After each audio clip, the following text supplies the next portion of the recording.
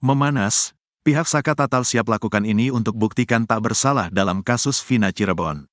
Inilah kabar terbaru soal kasus kematian Vina Cirebon. Terbaru ini, Saka Tatal siap melakukan sumpah, seperti apa yang akan dilakukan Ibtu Rudiana, ayah Eki. Saka Tatal diketahui merupakan mantan terpidana kasus Vina Cirebon. Ia mengaku tak terlibat dalam kasus kematian Vina dan kekasihnya, Eki yang juga anak dari Ibtu Rudiana. Untuk membuktikan dirinya tak terlibat, Saka mengakukan peninjauan kembali, PK. Sidang PK sudah selesai, tinggal menunggu putusan Pengadilan Negeri Cirebon. Terbaru, pihak Saka Tatal meminta Rudiana benar-benar melakukan sumpah pocong. Bukan cuma itu, Saka Tatal juga siap melakukannya. Tantangan ini disampaikan oleh kuasa hukum Saka Tatal, Farhad Abbas, Selasa, tanggal 6 Agustus tahun 2024, pagi. Kemarin kami resmi mengirim surat kepada Rudiana mengenai tantangan untuk sumpah pocong karena Rudiana siap untuk sumpah pocong tidak merekayasa, tidak ada pemukulan, ataupun inisiatif penyelidikan sendiri, ujar Farhad. Farhad mengatakan, sumpah pocong ini penting untuk membuktikan kebenaran di hadapan publik. Apabila dia berbohong, tidak akan diberikan kesembuhan penyakit dan kehidupan atas kebohongan-kebohongan itu, ucapnya.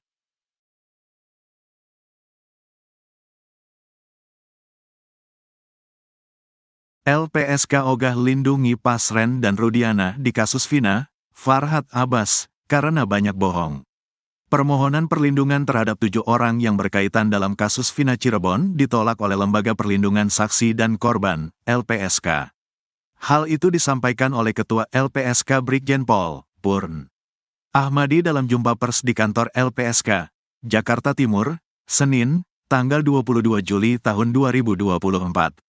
Menolak permohonan 7 orang, R, SU, PS, MK, RU, TM dan FR karena tidak memenuhi syarat perlindungan pasal 28 ayat 1, UU 31/2014, kata Ahmadi.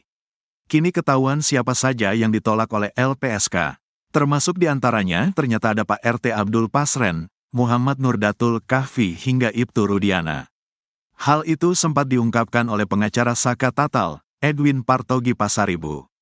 Edwin mengatakan LPSK menolak karena keterangan yang diberikan ketiga orang tersebut cenderung tidak konsisten. Menarik argumennya LPSK soal penolakan itu, mereka yang ditolak itu, Pasren, Kahfi dan Ibtu Rudiana, itu memberikan keterangan atau informasi tidak konsisten, berubah-berubah normatif dan cenderung menutupi informasi yang berkaitan dengan peristiwa, ujar Edwin seperti dikutip dari program interupsi di iNews yang tayang pada Kamis, tanggal 25 Juli tahun 2024. Pengacara Saka Tatal lainnya, Farhad Abbas menambahkan penolakan LPSK terhadap ketiga orang tersebut karena dinilai memberikan keterangan yang bohong. Justru Farhad melihat saat ini kliennya, Saka Tatal, dibela oleh Polri dan LPSK. Justru yang dibela oleh Polri dan LPSK adalah kami, karena si Saka Tatal sudah dilindungi sedangkan Pasren, Sudirman dan lain-lainnya tidak dilindungi karena banyak bohongnya, ujar Farhad. Farhad pun mengancam melaporkan pengacara-pengacara pembela saksi dan Ibtu Rudiana. Ia beralasan karena mereka malah membuat kegaduhan di tengah penyelesaian kasus Vina Cirebon. Sebaiknya pengacara-pengacara ini minta LPSK aja lah, karena sedikit lagi kalian juga akan kita laporkan sebagai pembuat kegaduhan. Ingat itu, catat itu, pungkasnya. Terjawab alasan kasus Vina bak benang kusut, 4 saksi kunci ulap cerita berbeda. Terjawab penyebab keruwetan kasus Vina yang hingga kini masih diselimuti tabir fakta. Pasalnya, kasus Vina bak jadi benang kusut lantaran 4 saksi kunci mengurai cerita yang janggal dan berbeda-beda versi. Hal itu terlihat dari rincian waktu sebelum kasus Vina Cirebon berdasar kesaksian 4 orang ternyata berbeda. Dalam kesaksian terbarunya, Liga Akbar mengaku bersama Eki sejak siang hingga sore sebelum kasus Vina. Sedangkan tukang tambal ban mengaku melihat Eki dan Vina siang hari. Sementara Widi dan Mega mengaku bersama Vina sejak siang hingga menjelang maghrib. Rincian waktu ini menjadi penting untuk mengungkap kronologi utuh kasus Vina Cirebon. Berdasar hasil putusan pengadilan, Eki dan Vina melintas SMP 11 Jalan Perjuangan Cirebon pukul 21 waktu Indonesia Barat. Liga Akbar mengaku berangkat dari rumah Ibu Eki di Majalengka pukul 15 waktu Indonesia Barat, Sabtu tanggal 27 Agustus tahun 2016. 30 menit kemudian, Liga dan Eki sampai di warung SMA 4, Warpat, Cirebon. Kata Liga Akbar, sekitar pukul 16 waktu Indonesia Barat sampai pukul 17 waktu Indonesia Barat, Eki pergi menjemput Vina. Dari Majalengka jam 3 sampai setengah 4 langsung ke SMA 4, bersama B, T dan L jemput Vina jam 16.30 atau pukul 17, kata Liga Akbar. Eki kemudian kembali ke Warpat bersama Vina selepas maghrib. Setelah maghrib balik lagi dengan Vina. Hanya minta rokok, ngopi sebentar dia izin rapat organisasi, kata Liga Akbar. Anehnya, Oki Priando justru melayani Eki dan Vina untuk tambal ban tak jauh dari jembatan Talun Cirebon. Kata Oki, Eki dan Vina datang menambal ban pukul 13 waktu Indonesia Barat. Nambal ban, 2 tambalan, 2 bolongan, minum es di belakang bengkel, kata Oki Priando. Padahal di jam yang sama, menurut Widya Sari dan Mega Lestari, Vina ada di rumah.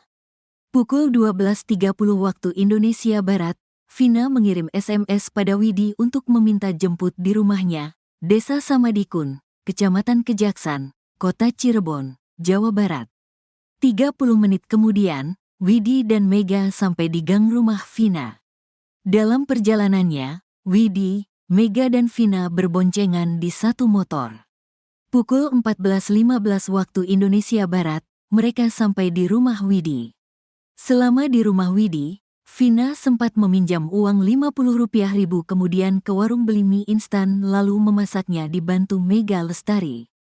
Saat mie tersebut belum habis disantap, pukul 15.30 waktu Indonesia Barat, Vina diantar Mega ke kontrakan kakaknya, Marliana untuk meminta uang. Singkat cerita, dalam perjalanan dari rumah Marliana ke rumah Widi, Vina bertemu dengan Eki di Jalan Bypass Cirebon. Sekitar jam 17 waktu Indonesia Barat bypass Vina bertemu Eki. Mak berhenti itu ada Eki. Sekitaran Migacoan kalau sekarang, dipalang sama Eki sendiri. Ngobrol agak lama, jauh dari saya. Kayak agak debat, kata Mega. Vina melanjutkan perjalanan ke rumah Widi dengan dibonceng Eki.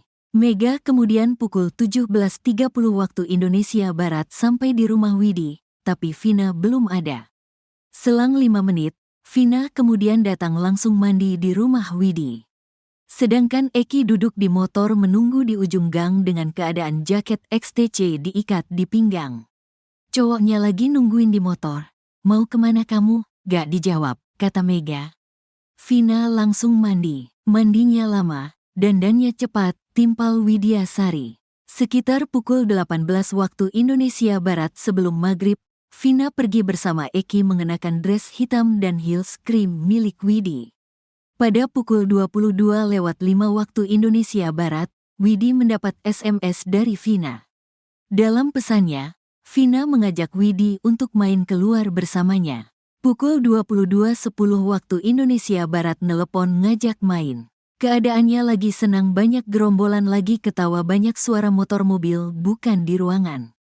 Akunnya ada di arah sumber, kata Widi menirukan ucapan Vina. Jika rincian waktunya demikian, lantas siapa yang benar dalam kasus Vina?